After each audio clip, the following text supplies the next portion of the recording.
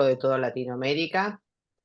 Esta quinta edición realmente tiene algunas diferencias con respecto a otras. Hemos agrupado temas en distintos bloques y lo que hoy nos convoca es el bloque de salud de la mujer, que se realizará entre hoy y mañana. Tendremos conferencias con panelistas realmente muy reconocidos en el tema y abordaremos distintos temas vinculados a la salud de la mujer. Les recuerdo a todos nuestros usuarios que esta conferencia queda grabada y podrán acceder en cualquier momento, previa inscripción, a ver la totalidad de la misma y a poder descargar su certificado. También, como siempre les menciono, tenemos un grupo de WhatsApp en el cual ustedes podrán interactuar y nosotros vamos a ir anunciando las conferencias que se van a desarrollar dentro de la agenda.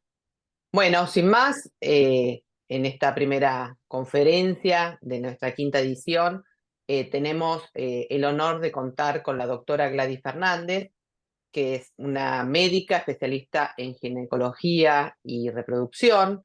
Ella es jefa de la sección de endocrinología ginecológica en el Hospital de Clínicas José de San Martín. Así que realmente te agradecemos muchísimo, Gladys, que estés presente, que te tomes tu tiempo para compartir tu conocimiento en un tema que convoca sobre todo a las mujeres, que es el tema de la menopausia, y cómo manejar este tema tanto desde el aspecto clínico, de diagnóstico, y ver cómo pasar de la mejor manera posible esta etapa de nuestra vida. Así que bueno, Gladys, te damos la bienvenida, te paso el micrófono para comenzar con la presentación. Bueno, muchas gracias por la presentación, muchas gracias por la invitación, Marisa. Y el título era ¿Qué debemos saber de la menopausia? Así que puedo empezar a compartir pantalla, ¿verdad? Genial. Ah, tuc. ¿Me dicen si se ve bien? Excelente. Ok. Bueno, primero, cuando uno dice qué debemos saber en la menopausia, lo que tenemos que saber es que un 80 o 90% de las mujeres aproximadamente presentan síntomas diversos en la menopausia que globalmente estos síntomas pueden agruparse en vasomotores, que son los más frecuentes, los famosos sofocos o sudoraciones o calores, las palpitaciones también, que a veces son síntomas que aparecen durante la noche, interrumpe el sueño de la paciente, pero por lejos los sofocos o las oleadas típicas de calor son los más comunes que se presentan en la posmenopausia.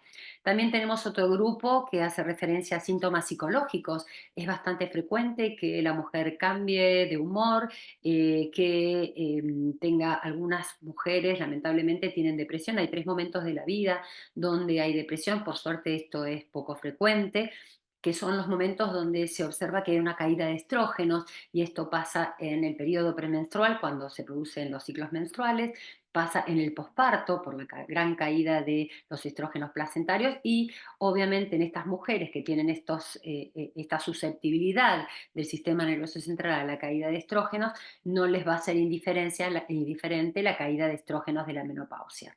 ¿Qué quiero decir con esto? Que hay un terreno predispuesto por lo cual se repiten estos cambios a nivel psicológicos en periodos donde se produce la caída de estrógenos. Ustedes saben que las mujeres durante el periodo reproductivo somos muy fluctuantes, y esto tiene que ver con la producción hormonal, y esta caída de estrógenos obviamente es lo que marca el cambio hormonal en la menopausia. También tenemos síntomas urogenitales, y esto hace referencia a la sequedad, a la atrofia, a la poliuria, que se produce también por la caída de estrógenos y por la caída de andrógenos. Son muchos los síntomas, en términos general se conoce como síndrome génito urinario de la menopausia, que por suerte tiene un tratamiento local con una franca mejoría, por lo cual esto no es un obstáculo en las pacientes posmenopáusicas para tratar. Y otros síntomas. Y cuando hablamos de otros síntomas, tenemos que saber que muchos cambios y muchos síntomas que aparecen en la menopausia no son producto de la caída de estrógenos, sino que son productos del crecimiento, es decir, del aging, del progreso de los años. Y eso sucede con las mialgias, con las artralgias principalmente. Ustedes saben que con el correr de los años aumenta el riesgo de artrosis y entonces esto se asocia con dolores articulares. También puede haber baja energía y cefaleas. Y cuando tenemos una paciente que nos consulta posmenopáusica, en el consultorio o en el hospital, lo primero que tenemos que saber es dónde está ubicada esta paciente. ¿Por qué? Porque hace muchos años se definió como diversos estadios del envejecimiento reproductivo de la mujer, donde el parámetro de referencia es la fecha de última menstruación, que está ahí arriba, y entonces esto es. Acuérdense que la última menstruación de la vida de la mujer es la que se define como un año sin menstruar, sin menstruar. Quiere decir que el diagnóstico de la menopausia, que es así como se llama la última menstruación de la vida de la mujer, se hace en forma retrospectiva, cuando la mujer pasó un año entero sin menstruar. Después les voy a decir a qué edad aparece, pero lo importante es que este evento permite dividir en tres periodos la edad al aging reproductivo de la mujer, que es la posmenopausia, que sería todo lo que ocurre después de la menopausia o última menstruación, el periodo que lo antecede inmediatamente, que se conoce como transición a la menopausia, y un primer periodo que es el periodo reproductivo. Voy a focalizarme acá en la transición a la menopausia.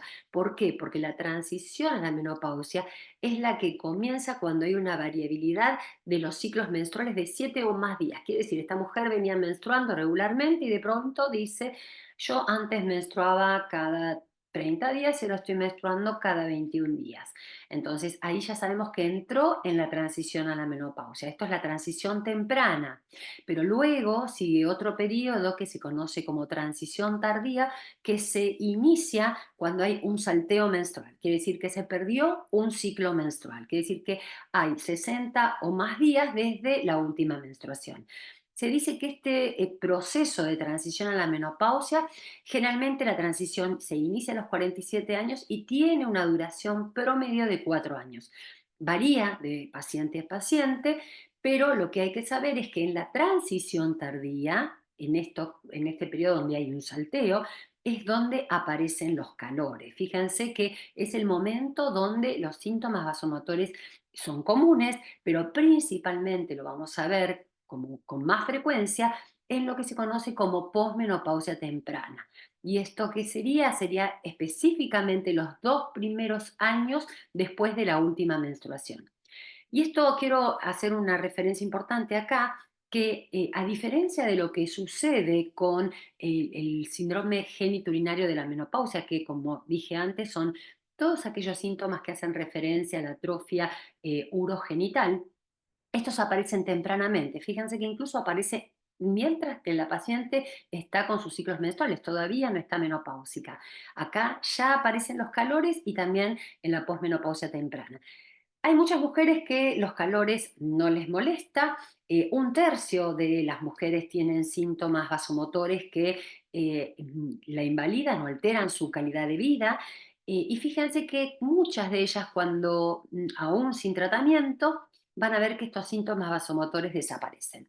¿Y por qué quiero hacer hincapié en esto? Porque esto no sucede con los síntomas geniturinarios de la menopausia, donde van a ver que aparece tardíamente, es esto presente en la posmenopausia tardía, y aumentan progresivamente a medida que progresa la edad. ¿Qué quiere decir? Que si no lo tratamos, el síndrome genitourinario de la menopausia va a empeorar y por lo tanto siempre necesita un tratamiento.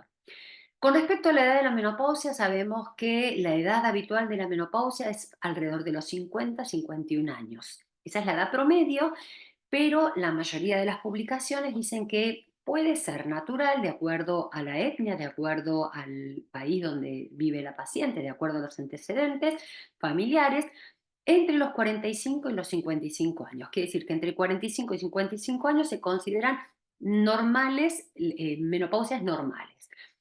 Hay trabajos publicados recientemente donde se ha visto un progreso, incremento en la edad de la menopausia, de modo tal que, fíjense, que algunos dicen que se puede aceptar hasta los 60 años como edad normal de la menopausia.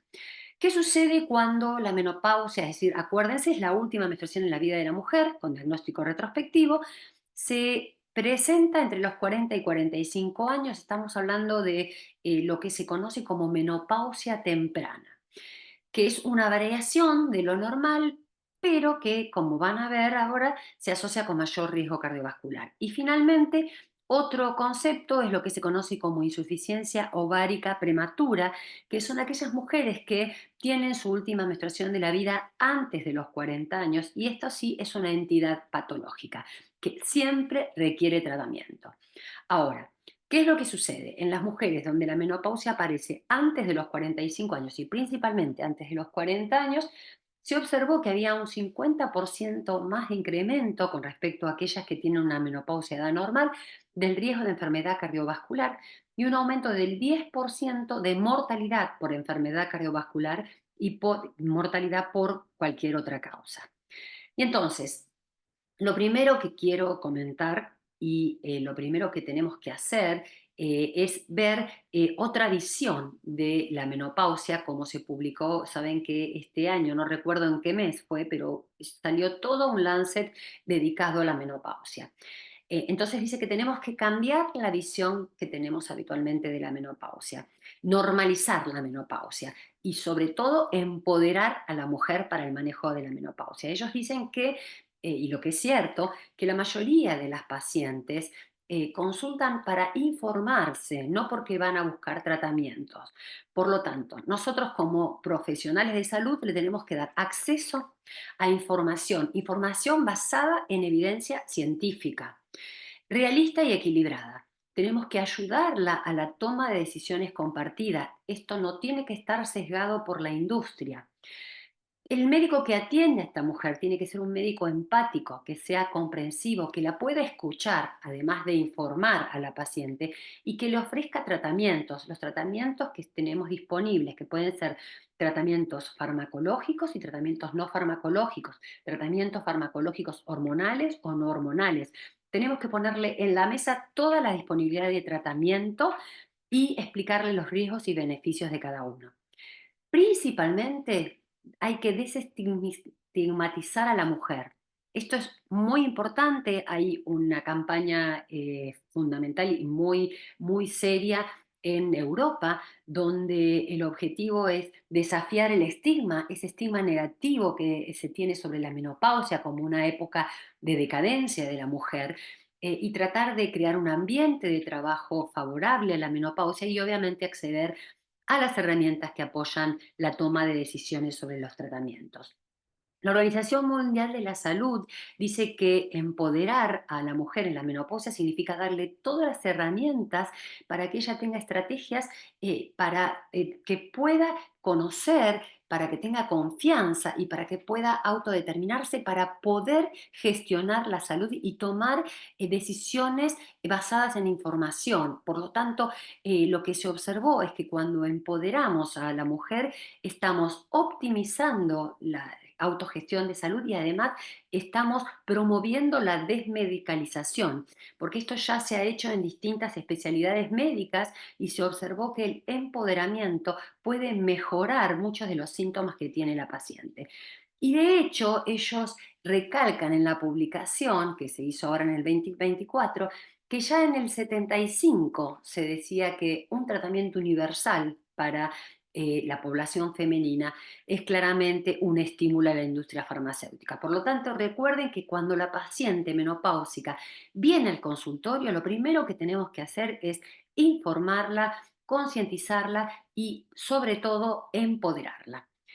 Y mi charla va a estar principalmente basada a este consenso que es de la Sociedad Europea de Menopausia y Andropausia, que sostiene que cuando viene una paciente, que no necesariamente, como dijimos, es menopáusica, porque la información se la tenemos que brindar antes de que ella llegue a la menopausia, si es nuestra paciente y la venimos conociendo, y hablemos con ella de la menopausia.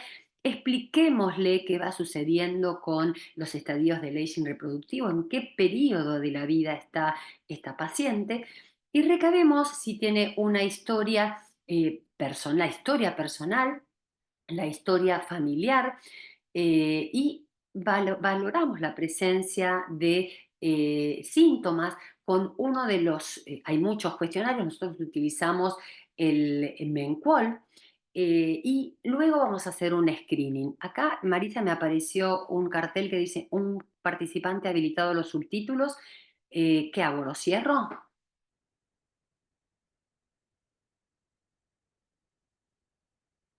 Bueno, sigo hablando. Lo voy a cerrar, No perdón. hay problema. Ok, porque no me deja ver la pantalla.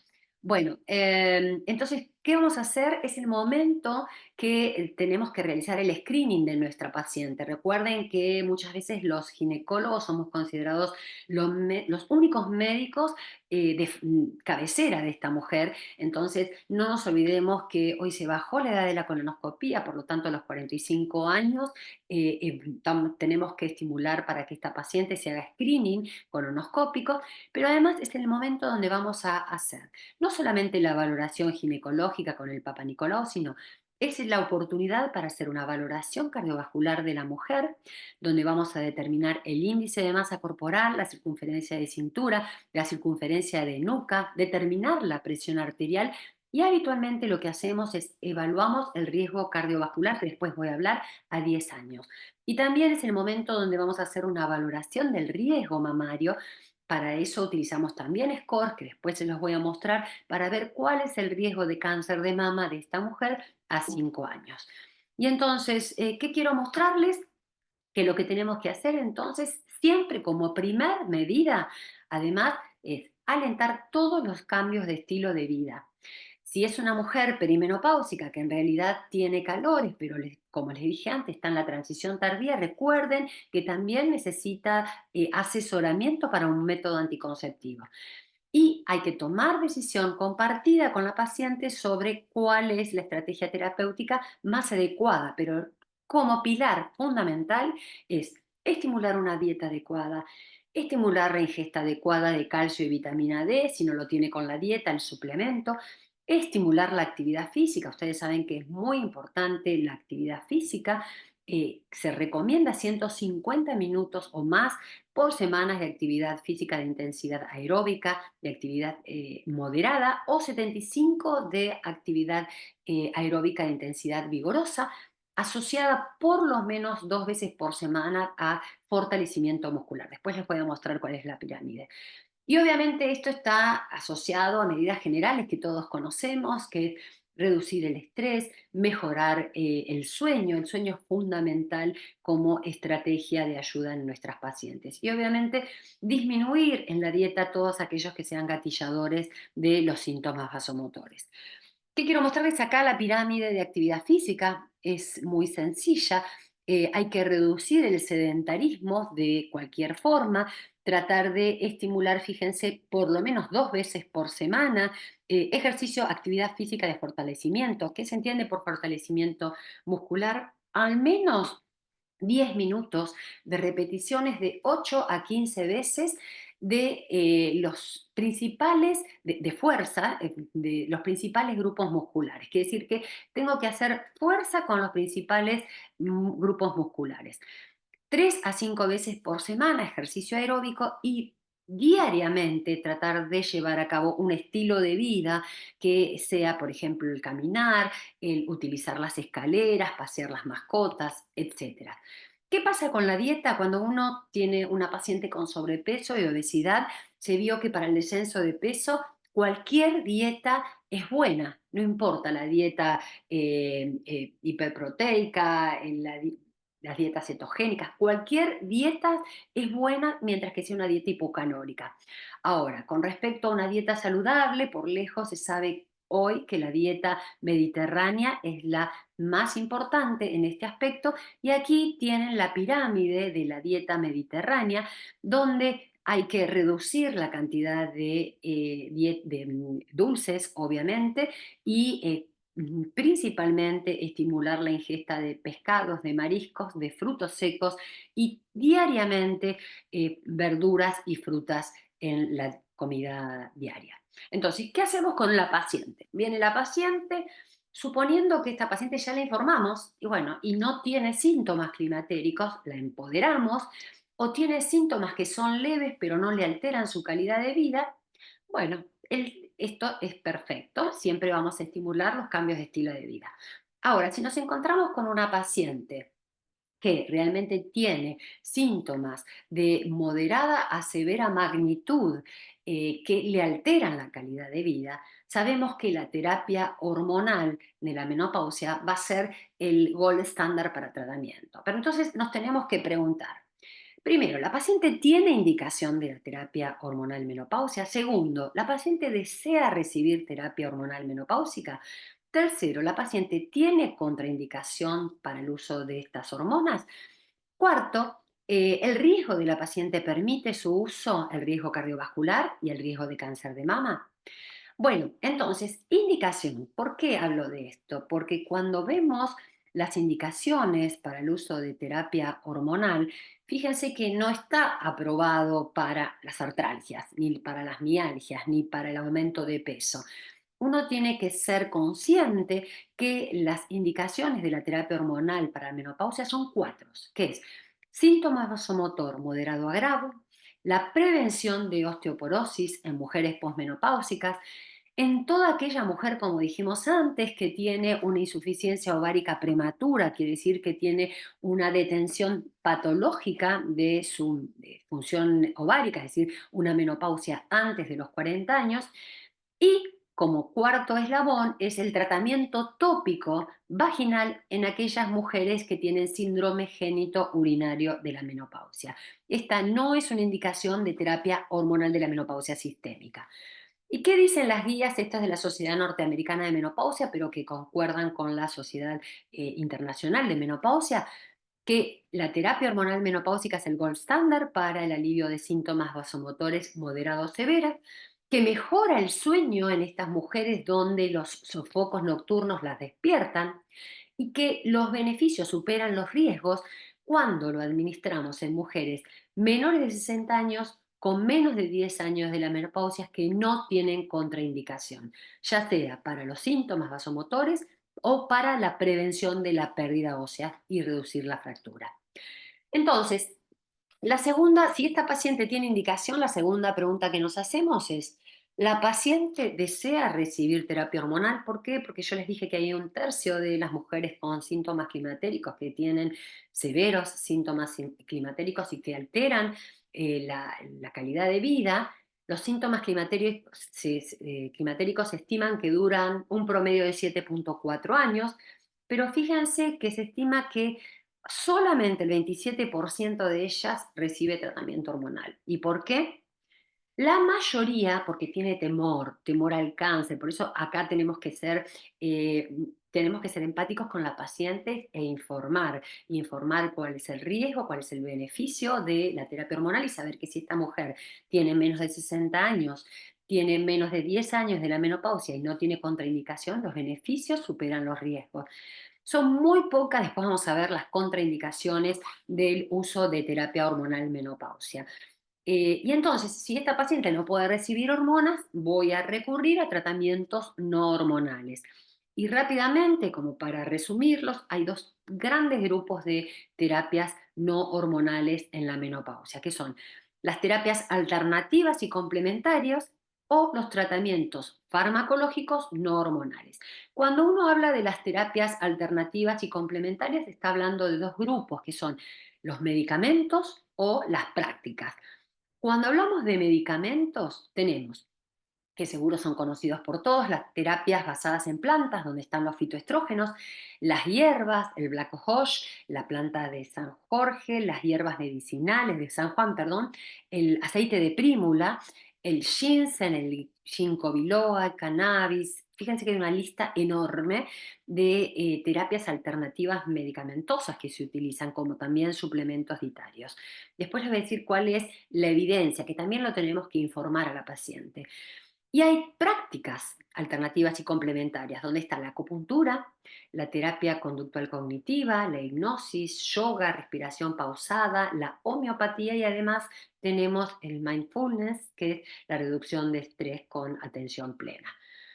Cuando hablamos de tratamientos farmacológicos no hormonales, también tenemos una lista larga, donde está la clonidina, los antidepresivos, ya sean inhibidores de la recaptación de serotonina solo, o los duales de serotonina y noradrenalina. Así tenemos el citalopram, el escitalopram, la fluoxetina, la venlafaxina, la desvenlafaxina, la sertralina, la paroxetina. También tenemos la esmirtazapina, el gabapentin, la pregabalina, la sulpirida, la oxibutinina, se los nombro sobre todo porque van a ver que la evidencia apoya su uso. Y también saben que afuera, no acá, se ha aprobado el uso de antagonistas de la neuroquinina 3. ¿Qué pasa con la aprobación? Hay solamente dos productos farmacológicos no hormonales aprobados en el mundo, les diría. Nosotros solamente tenemos esta, que es la paroxetina, que viene en comprimidos de 7,5 miligramos. Se aprobó en el 2013, en el exterior se llama Brisdel. Acá son comprimidos de 7,5 miligramos de paroxetina, que tienen otro nombre comercial, y que la paciente toma diariamente a la noche antes de acostarse con o sin las comidas. Algunos médicos prefieren darla durante la mañana, eso lo probará la paciente, cuál resulta la forma de administración más efectiva. ¿Y qué es lo que tenemos que saber a la hora de administrar antidepresivos? Que hay muchos de ellos que inhiben fuertemente esta enzima CYP2D6, es un citocromo P450 que en realidad es importante porque es la que transforma el tamoxifeno en endotamoxifeno, que es el metabolito activo. Entonces, en aquellas pacientes que nos consultan porque no pueden recibir terapia hormonal, porque han tenido cáncer de mama y tenemos que ofrecerle un tratamiento, tenemos que evitar el uso de fluoxetina y paroxetina porque son potentes inhibidores de esta enzima y por lo tanto, si están recibiendo tamoxifeno, estamos de alguna manera boicoteando su tratamiento. Y vamos a elegir entonces aquellos que no intervengan en la actividad de esta enzima, como es la venlafaxina y la desvenlafaxina. Y esta es otra droga que se aprobó el año pasado en Estados Unidos y en Europa, que es el fezolinetan, que es de 45 miligramos, que se toma diariamente y que es un antagonista de neuroquinina B que actúa a nivel central. Si hay alguna duda, luego lo aclaramos. Nosotros no disponemos del fezolinetan. ¿Qué quiero mostrarles? Como para lo que les decía inicialmente, vamos a empoderar a la paciente, pero tenemos que darle información basada en evidencia científica. Bueno, el año pasado, la Sociedad Norteamericana de Menopausia en sus guías estableció cuáles son los tratamientos recomendados farmacológicos no hormonales para usar en pacientes con síndrome vasomotor. Y entonces, fíjense, con nivel de evidencia 1, tenemos la terapia conductual cognitiva, la hipnosis, los inhibidores de recaptación de serotonina, los duales, la gabapentina y el fezolinetan. Con un nivel de evidencia un poco más bajo, nivel de evidencia entre 1 y 2, tenemos la oxibutinina y con nivel de evidencia más bajo aún, grado 2 a 3, tenemos la pérdida de peso y el bloqueo de ganglio estrellado, que ustedes saben que, lo tiene que hacer un profesional, realmente son anestesiólogos.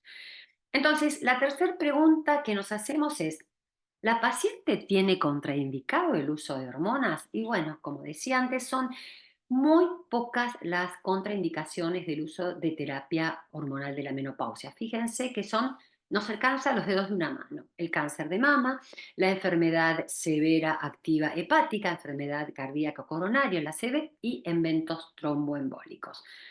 Entonces, la cuarta pregunta es, ¿esta paciente que necesita terapia hormonal porque tiene síntomas vasomotores moderados a severos, no tiene contraindicación y acepta el uso de la terapia hormonal, tiene riesgo cardiovascular? que me permite el uso. Y entonces nosotros en el hospital tenemos en cada una de las 3 computadoras donde atendemos cargados estos score. Nosotros usamos el de la Organización Panamericana de Salud, pero algunos usan el de la Asociación Americana de Cardiología, que son scores que nos permiten saber cuál es el riesgo cardiovascular que la mujer tiene a 10 años.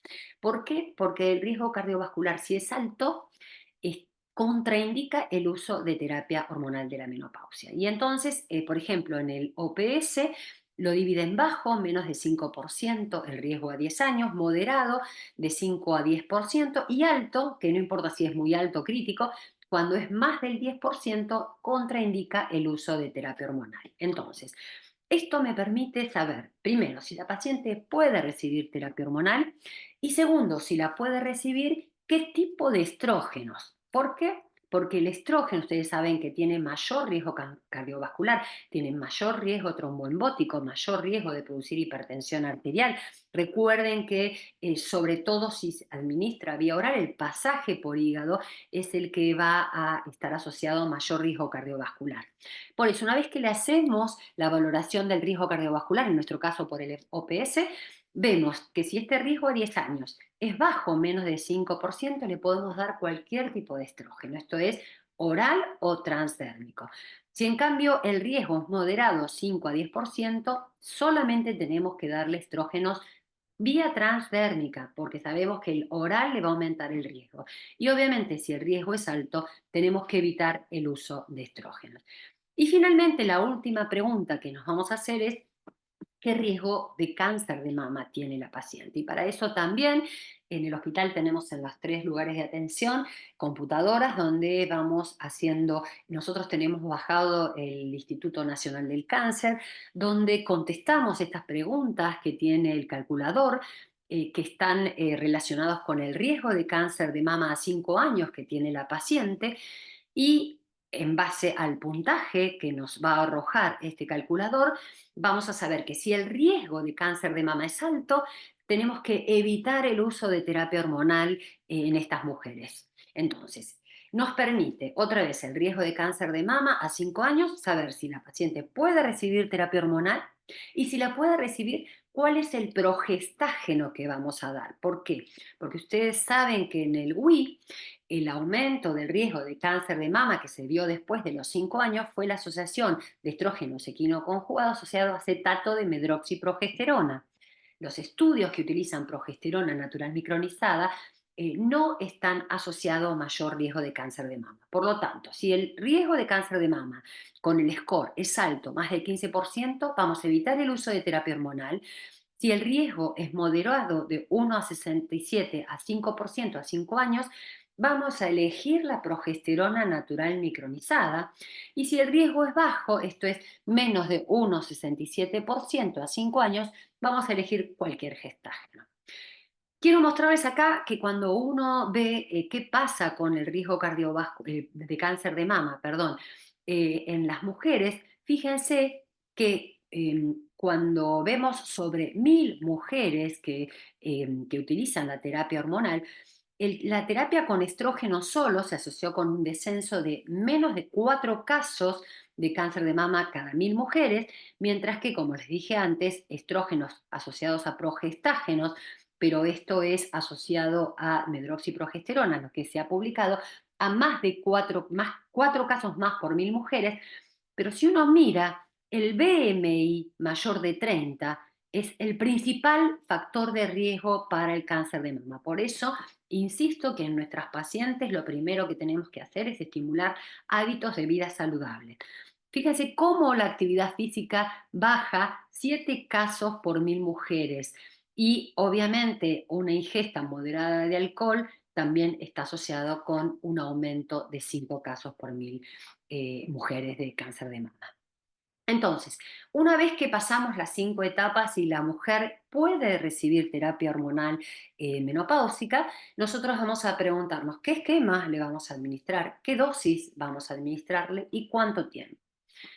¿Qué esquema? Y sí, porque es muy claro que si la mujer no tiene útero, no necesita recibir estrógenos, mientras que si la mujer tiene útero, tiene que recibir, además del estrógeno, progestágenos. ¿Por qué? Porque el estrógeno, ustedes se acuerdan la montaña rusa de los cambios en la administración de terapia hormonal.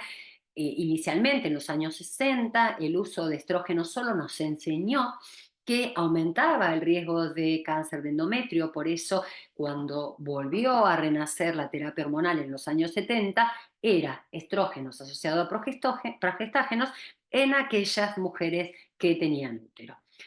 ¿Qué dosis? Bueno, hoy se sabe que las dosis bajas son igual de efectivas que las altas dosis o dosis estándar, mejor dicho. Entonces siempre vamos a comenzar con la dosis más baja.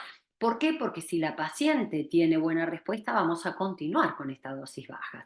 Mientras que si la paciente mejora, pero la respuesta no es óptima, vamos a pasar a la dosis estándar. ¿Y a qué llamamos bajas dosis? Bueno, nosotros ya no disponemos más de estrógeno equino conjugado, sino hablábamos de 0,3 miligramos por día. Valerianato de estradiol vía oral 0,5 miligramos día. Estradiol micronizado, que sí lo tenemos en el mercado, 17 beta estradiol, 1 miligramo por día. El estradiol en parche no lo disponemos, pero si lo tuviéramos que usar es el de 25 miligramos. Y si tenemos estradiol, 17 beta estradiol en gel transdérmico, que la dosis es 0,25 miligramos. Está viniendo un nuevo estrógeno, todavía no viene, todavía está en fase 3 porque hay todavía estudios ongoing. ¿Qué es el estetrol? ¿Qué es el estetrol? Es este estrógeno que tiene 4 grupos hidroxilos, a diferencia del estradiol que tiene 2, y que se conoce como un NEST. ¿Por qué? Porque es un primer estrógeno que se produce, es un estrógeno producido por el hígado fetal a partir del sulfato de hidroepiandrosterona. Quiere decir que solamente lo encontramos en el feto y que esta reproducción determinó que tiene una acción principalmente sobre receptores estrogénicos alfa y que tiene un bajo riesgo de interacción con otras drogas, que tiene bajo impacto en el hígado y en la mama. ¿Por qué? Porque tiene una acción dual en el receptor estrogénico alfa. Es agonista en receptores estrogénicos alfa nucleares, pero es antagonista en receptores estrogénicos alfa de membrana. Por eso es protector a nivel de la mama. Tiene bajo impacto sobre los niveles de triglicéridos porque es mucho menos potente que el estradiol y tiene un impacto, por lo tanto, neutral sobre el efecto hepático que hace el estrógeno en la síntesis de las proteínas y de factores de coagulación, y en consecuencia con el riesgo tromboembólico. Por lo tanto, podría ser un estrógeno que se utiliza en la posmenopausia asociado a progesterona natural micronizada, que es como está en estudio, en progreso el estudio, pero todavía no hay resultados, todavía sigue en fase 3. Obviamente, como les dije antes, que si la mujer tiene útero, tengo que darle un progestágeno asociado, que puedo dárselo secuencial, esto es, por lo menos durante 10, algunos dicen 12 días por ciclo, que las dosis, por ejemplo, de progesterona natural micronizada es 200 a 300 miligramos. Nosotros cuando la administramos por vía vaginal, generalmente administramos la dosis de 200. Es una dosis menor porque por esta vía se absorbe directamente. Está demostrado que los niveles que se logran en el útero, que es lo que queremos proteger, son más altos que si se administra por vía oral. La dihidrogesterona, que nosotros no la tenemos, pero es un progestágeno después de la progesterona natural micronizada, bastante neutro. Y bueno, y estos son progestágenos que son sintéticos que no tienen tan buen control metabólico como la progesterona natural micronizada. ¿Cuánto tiempo? Antes se decía el menor tiempo posible, ahora se dice el tiempo que lo necesite. ¿Y cómo hago para saber esto? La paciente volver al año y entonces voy a otra vez a evaluar las 5 preguntas que me hice inicialmente, es decir, tiene indicación, ¿sí? Que tal vez, digamos, no esté a la vista porque sigue tomando terapia hormonal, pero si no tiene contraindicación, tal vez haya aparecido algún evento, modificó y entonces ahora pasa a otra categoría la paciente. voy a ver si no varió su riesgo cardiovascular, si no varió, que obviamente va a variar porque está más grande, a medida que crecemos el riesgo cardiovascular cambia, va a variar su o no su riesgo de cáncer de mama, es decir, volvemos a evaluar a la paciente. Tal vez ella misma dijo, yo quiero suspender, bueno, suspendemos y vemos si sin síntomas o si reaparecen los síntomas, porque si reaparecen es momento de tomarla. Y quiero comentarles esto que me parece muy interesante, muy útil, que fue publicado en el 2021 por las sociedades, son la mayoría son sociedades españolas, que para nosotros médicos es una herramienta de gran ayuda, sería homologable a los criterios de elegibilidad de la Organización Mundial de la Salud para el uso de contracepción. Fíjense que acá nos dan los criterios de elegibilidad de la terapia hormonal de la menopausia. Solamente se desarrolló una pequeña cantidad de situaciones, pero bueno, esperamos que en el futuro se desarrollen más situaciones y que sea aprobada a nivel internacional como para tener un respaldo. Y aquí se valora la calidad de evidencia en A, B, C, D, de acuerdo al grado de evidencia. Y fíjense cómo tenemos muchas sociedades internacionales y sociedades, la mayoría españolas, que colaboran con la creación de estas guías.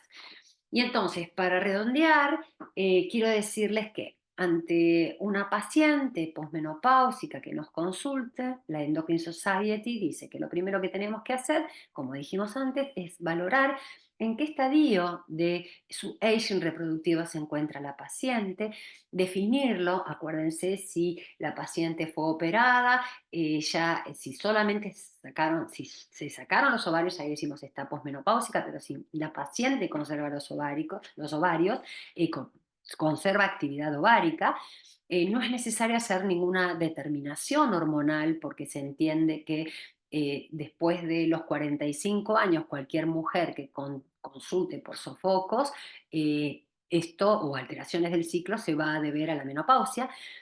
Es el momento donde hacemos screening de salud, entonces screening cardiovascular, screening de cáncer de mama y vamos a alentar los cambios de estilo de vida. ¿Sí? Acuérdense que tenemos que empoderar a todas nuestras pacientes y principalmente a las pacientes posmenopáusicas. Y en tercer lugar, si es una mujer de menos de 60 años y menos de 10 años desde la última menstruación, si los síntomas vasomotores son leves, además de empoderarlas y darles estrategias para ver si es, porque estos no van a alterar la calidad de vida y si lo puede llevar mejor, vamos a darles todas estas directivas. En cambio, si los síntomas son moderados o severos y alteran su calidad de vida, nos preguntamos, ¿tiene indicación? Entonces, si es un síndrome vasomotor o si es una prevención de osteoporosis y está interesada en terapia hormonal, no tiene contraindicación, entonces si la paciente tiene contraindicación, vamos a evitar la terapia hormonal y vamos a darle cualquier tratamiento farmacológico que ella elija, luego de hablar de los efectos adversos, de los beneficios, pero ella lo tiene que elegir. Y si la paciente está interesada y no tiene contraindicación, pues vamos a valorar, como dijimos antes, el riesgo de cáncer de mama y el riesgo cardiovascular para determinar si tiene un riesgo alto cardiovascular o de cáncer de mama, vamos a evitar el uso y entonces vamos a volver a los tratamientos farmacológicos hormonales. Si en cambio el riesgo es intermedio bajo, sí vamos a darle terapia hormonal, recordando que en riesgo intermedio vamos a optar por progesterona natural micronizada y no progestágenos sintéticos, y si el riesgo cardiovascular es intermedio, vamos a optar por los estrógenos dérmicos. Recuerden que si la paciente posee útero, entonces le tenemos que dar gestágeno asociado.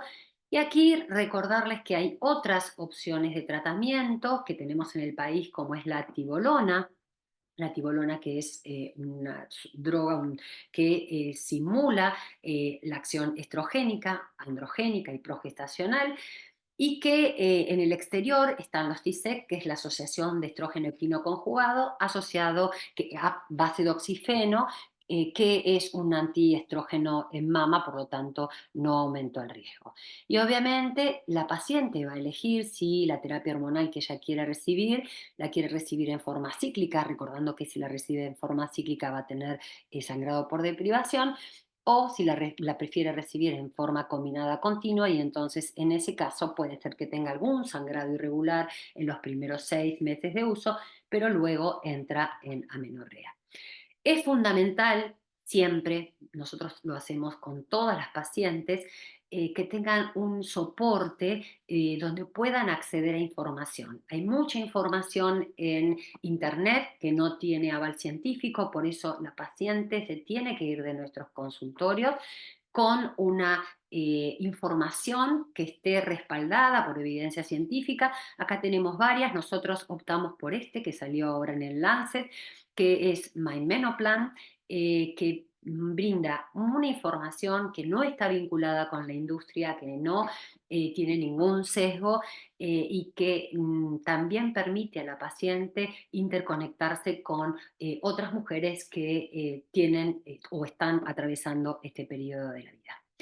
Bueno, muchas gracias, espero haber sido clara. Acá les dejo mi Instagram, es decir, el Instagram de la sección del hospital. Y también, si tienen alguna duda o si quieren alguno de los papers que referencié, me pueden enviar un mail a ginecoendocrino.hospitaldeclínicas de clínicas@gmail.com. Creo que aquí termino, sí. Bueno, Voy a excelente, dejar de compartir. Ahí está. excelente, Gladys. Bueno, yo ahora no puedo compartir, no tengo Gracias. habilitado la pantalla, Ah, sí, sí, la cámara, pero bueno, eh, bueno, ahora te continúo. vemos. La verdad que muy buena tu presentación, súper didáctica, Gracias, gracias, muy Marisa. entendible para personas que no somos tan especialistas en este tema, así que felicitaciones realmente. Gracias, muchas Eh, gracias. Hay una serie de preguntas, a Bueno, ver, voy a La tratar de cámara, Marisa, ordenar, perdóname. a ver, acabamos, ahí está, perfecto, ahí estamos de nuevo. Hay una serie de consultas, voy a tratar de ordenarlas. dale. Una pregunta. Un paciente con colesterol de arriba de 200, entre 200 y 250, tratada con atorvastatina y con tibolona. Pregunta, ¿cuáles son las dosis recomendadas? El tiempo que debe realizarse este tratamiento y qué riesgos conlleva. Bueno, está muy buena la pregunta, porque de paso hablo de la tibolona. La tibolona es una medicación excelente porque esta acción androgénica que tiene un impacto a nivel sexual, a nivel de libido, entonces es como que tiene otra ventaja. Y como esa misma molécula tiene acción progestacional, por lo tanto, con una pastillita sola alcanza. El tema es que por esta acción androgénica puede asociarse con aumento de peso y con insulinoresistencia. Y además por esta acción androgénica baja el HDL colesterol, por lo cual si tenés un colesterol alto, probablemente tengas un colesterol alto con tibolona a expensa principalmente del LDL o no HDL. Y entonces, si esa paciente tiene ya riesgo cardiovascular, aunque te permita el uso de terapia hormonal, porque no es que está contraindicado, pero yo preferiría rotarla a otro estrógeno, un estrógeno, a un tratamiento estrogénico, es decir, darle estrógeno principalmente porque probablemente esa paciente también se hipertensa, es decir, si tengo la paciente que además es hipertensa y tiene obesidad, le saco la tibolona y se lo roto a un estradiol transdérmico asociado a progesterona natural micronizada. Obviamente a veces si la paciente está bien y el cardiólogo puede manejar ese colesterol y no tiene placas ateromatosas, es decir, que no tiene ninguna implicancia este colesterol elevado, obviamente que siga con la tibolona. Pero si puedo rotarlo, prefiero rotarlo. Perfecto. Y el tiempo de tratamiento va a depender, bueno, El tiempo de tratamiento, bueno, generalmente decimos a los 60 evaluamos, y está muy buena esa pregunta, porque en algún momento se decía, no, pero si tiene 65 años, no terapia hormonal. Claro, si la paciente viene a los 65 años y me pide terapia hormonal, sabiendo que probablemente haya tenido su menopausia a los 51 años, la respuesta es no, porque lo que les dije antes, como que eso es hoy en día, ¿eh? No sé por qué todo esto puede cambiar, pero hoy en día la evidencia científica nos dice que no. ¿Por qué? Porque el riesgo supera los beneficios cuando la mujer tiene más de 60 años o más de 10 años de la menopausia. Ahora, si esa paciente tiene 65 años y venía tomando terapia hormonal, eso no es una contraindicación. No sé si... Sí, después de los 70. Los 70, estos criterios de elegibilidad, que si quieren los puedo, si se pueden pasar, yo te lo pasaría, porque están muy piolas, porque nos ayudan a quedarnos tranquilos, ¿no? Nos dan como un alivio en nuestras espaldas.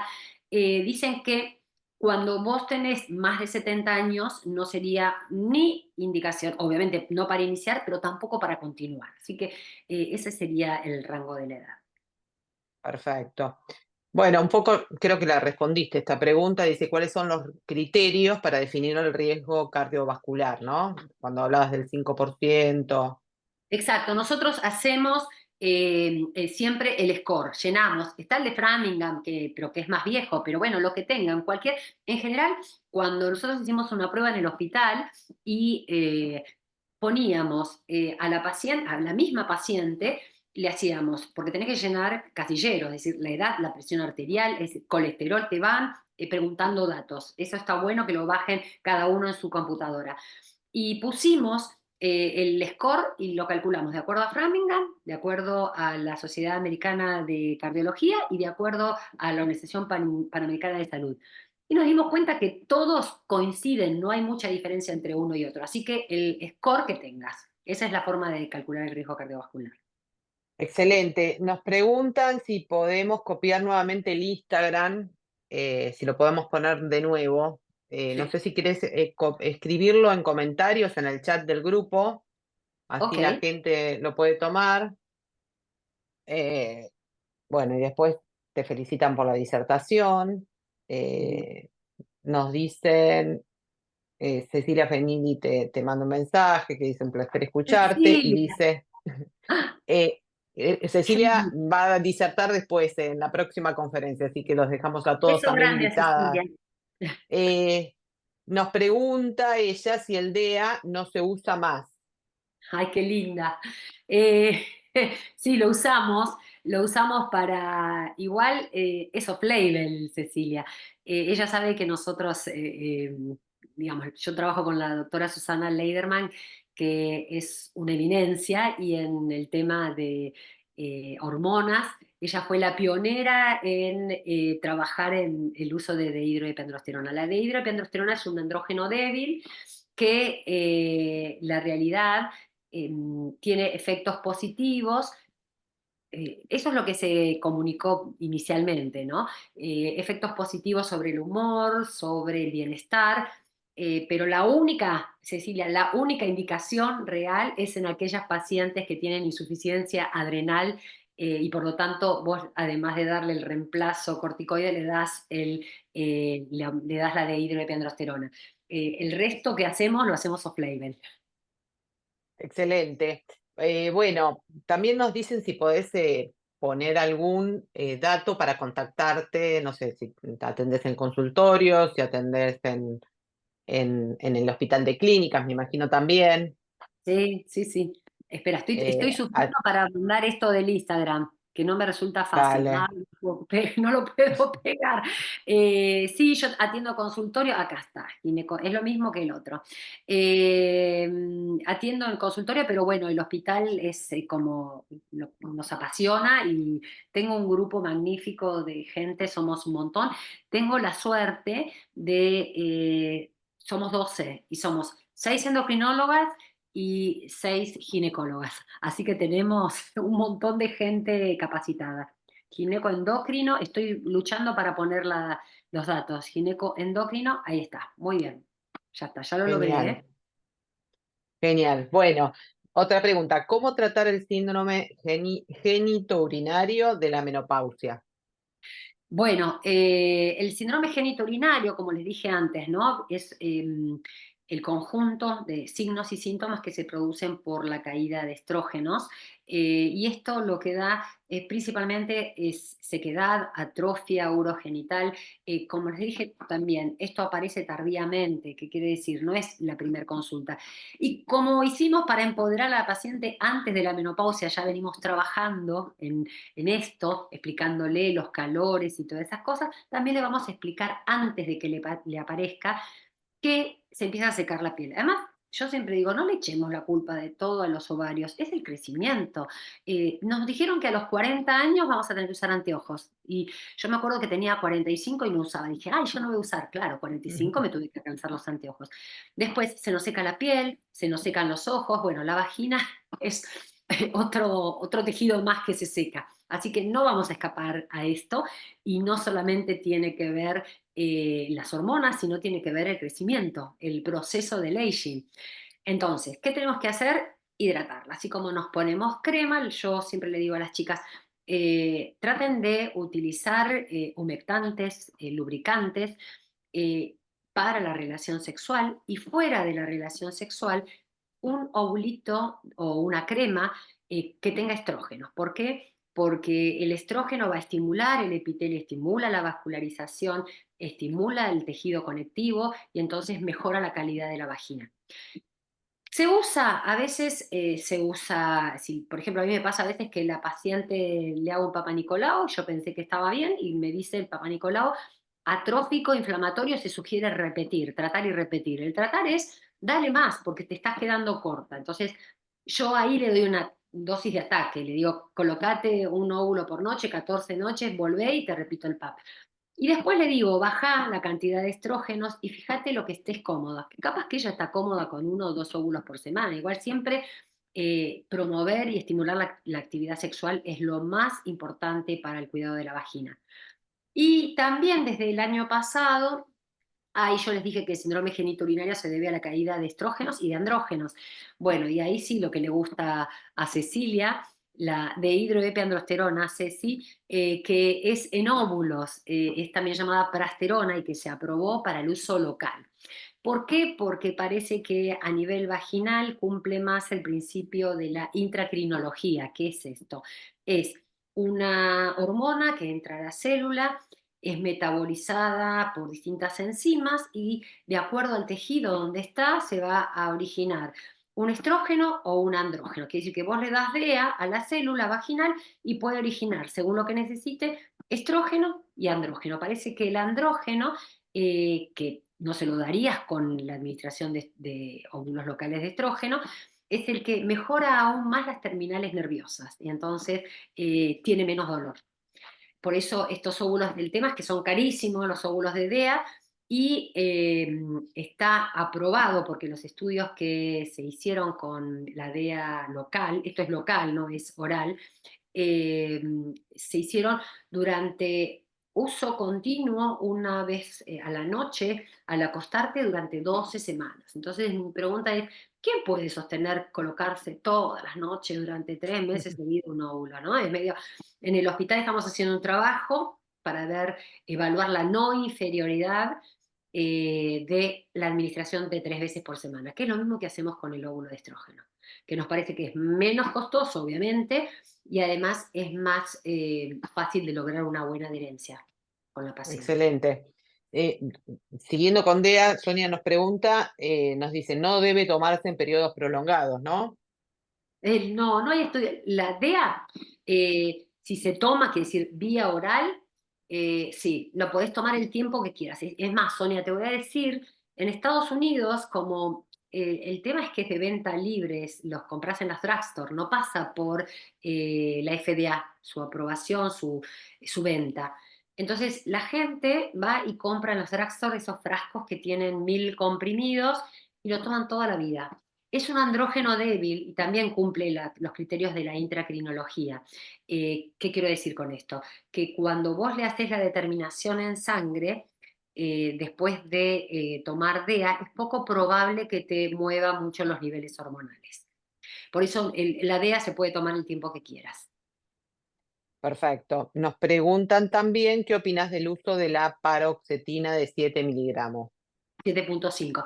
Bueno, es el mal menor, digamos. Yo soy media cuadradita en esto, porque no uso psicofármacos, creo que es el único psicofármaco que receto porque viene de 7,5. Si tuviera que recetar alguna fórmula que los medican los psiquiatras, se lo manda al psiquiatra, que es lo que me pasa con el síndrome premenstrual. Pero sí, 7,5 nosotros la damos diariamente. Nosotros la administramos a la noche. Y si me pregunta qué opinamos, estamos haciendo un trabajo porque no vemos que tenga mejor respuesta de una medicación que contamos nosotros, que es muy antigua, muy vieja, que tiene oxazepam más betalanina. Vos que estás en el campo de la farmacéutica, seguro que lo conoces, Marisa. Eh, el oxazepam betalanina es una droga muy vieja, pero obviamente tiene la administración diaria del oxazepam, pero tenemos mejores Ujú. respuestas. Por eso ahora estamos haciendo, los invito a ustedes también que hagan un ensayo prospectivo para ver qué pasa. En general lo que hacemos nosotros es, le hacemos el MENCOL, que es el cuestionario que utilizamos para evaluar la severidad de los síntomas. Tiene varios dominios de síntomas en generales, de función sexual, y entonces nos da un score, le damos lo que estamos haciendo, ¿no? Le damos la paroxetina y evaluamos. Ninguna de estas medicaciones responde rápidamente. Generalmente tarda por lo menos un promedio de 4 semanas. Entonces le hacemos el score basal y después le hacemos el score generalmente a los 3 meses de la toma.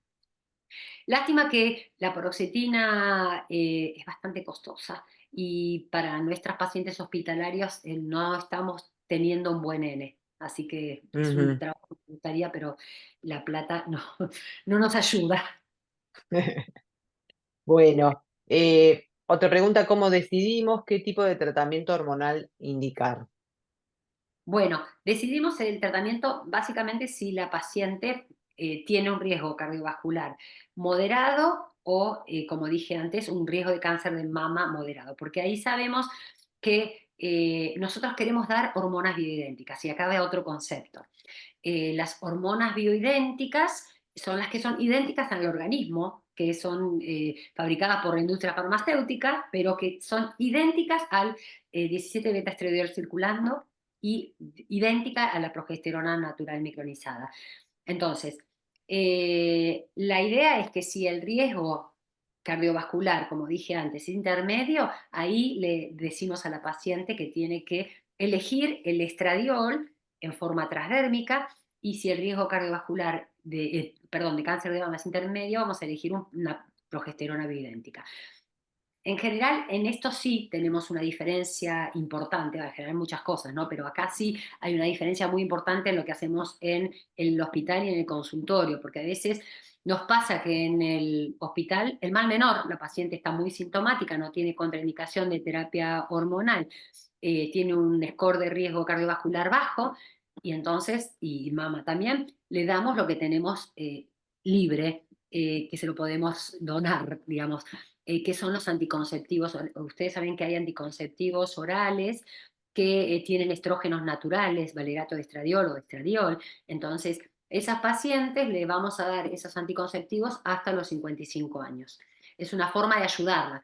Si viene una paciente a mi consultorio y ella puede sostener una terapia hormonal menopáusica, obviamente le doy el estrógeno transdérmico y la progesterona natural micronizada. Que yo prefiero que sea vaginal para no tener tan impacto hepático.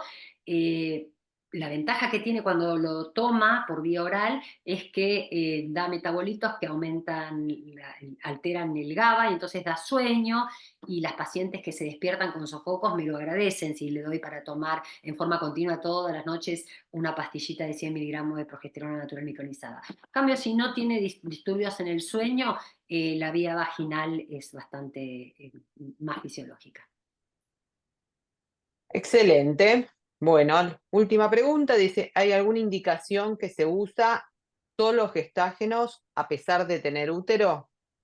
Sí, está buena. En general, como yo les dije antes, uno da estrógenos y progestágenos si tiene útero, y si no tiene útero, estrógenos solos, pero, por ejemplo, ante aquellas pacientes que tenían exacerbación premenstrual, premenstrual, ¿se acuerdan que bajan la progesterona premenstrual? Entonces aparecen síntomas.